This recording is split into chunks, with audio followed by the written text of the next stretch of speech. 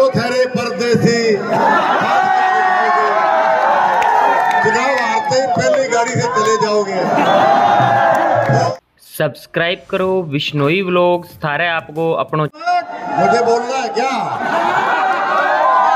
मैंने तो यूं है थारो भाई,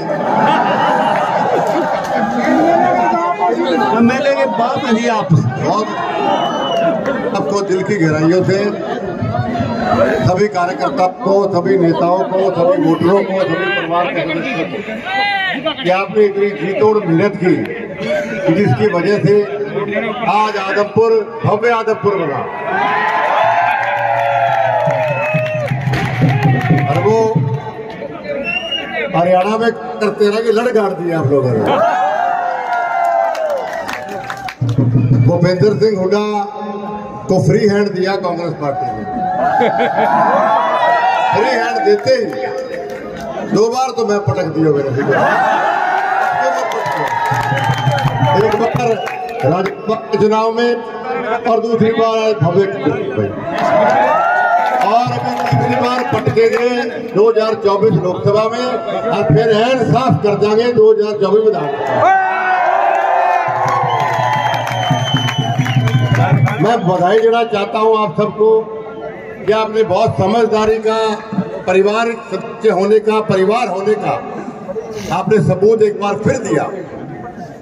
पूरे चुनाव में मैं आपसे दिल से कहता हूं, मैंने 6 चुनाव खुद जीते, रेणुका भी 2 चुनाव जीती, पिताजी कई चुनाव मैंने पिताजी के साथ कार्यकर्ता के रूप में काम किया, लेकिन ये चुनाव मेरे जीवन का सबसे आसान चुनाव था। मैंने चुनाव के शुरू में कहा था कि जितना इस भूपेंद्र हुड्डा, दीपेंद्र हुड्डा आदमपुर में घुमाओगे इतना ही आसानी से चुनाव जीतेंगे। तो बधाई इस बात भी देना चाहता हूं कि आपने वो क्या कर रहे हरियाणा में कि सरियो काट दियो, बाहर सरियो काट दियो, गोल काट दियो, क्योंकि दीपेंद्र की मरोड़ में नसी को नहीं हाल मरोड़ दियो। तो बधाई देता हूं आपको इसके लिए। भूपेंद्र सिंह हुड्डा ने ये कहा था हर गांव के अंदर कि मैं ये चुनाव आप जेपी को वोट नहीं दे रहे हो, आप भूपेंद्र हुड्डा को वोट दे रहे हो। तो ये चुनाव आदमपुर हल्का जीता है, भूपेंद्र हुड्डा हारा ना कि जेपी हारा। आपको बधाई देता हूं कि आपने इस बार फिर चौधरी भजन लाल जी के साथ न्याय का बदला इस चुनाव में लिया। भव्य बिश्नोई पर आपने विश्वास जताया, इसके लिए आपका दिल की गहराइयों से मैं आभार व्यक्त करता हूं और आपको विश्वास दिलाता हूं कि जो कमियां मेरे अंदर थी उसमें एक भी कमी भव्य के अंदर आपको नहीं मिलेगी। पूरा समय ये आपके बीच में बिताएगा, जो कि मैं समय कम दे पाता। और अभी चुनाव जीतना हमारी प्राथमिकता नहीं थी, वो तो मैं जानता था कि आदमपुर हल्का हमेशा जीतता, चुनाव तो आपका था, हमारा नहीं था।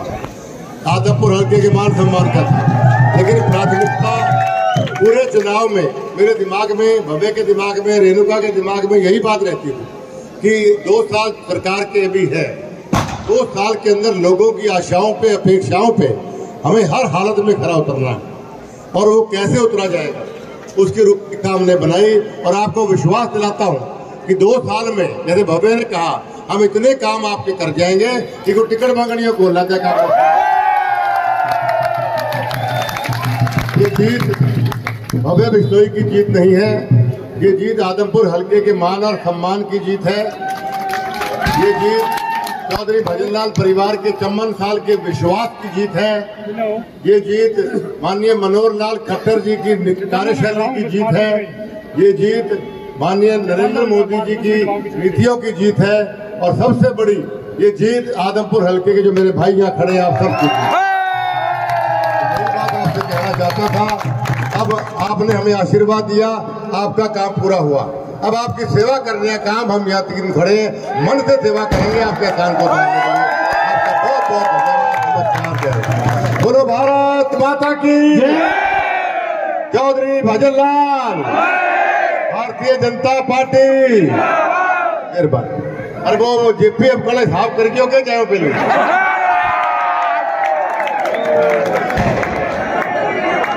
उस पे तो लोग गाना बढ़ावे थे ना, तुम तो ठहरे परदेसी, चुनाव हारते ही पहली गाड़ी से चले जाओगे। तो उसका हिसाब किताब कर लिया तो रुपया आ जाएगा, और ना 13 साल और वेट कर देना।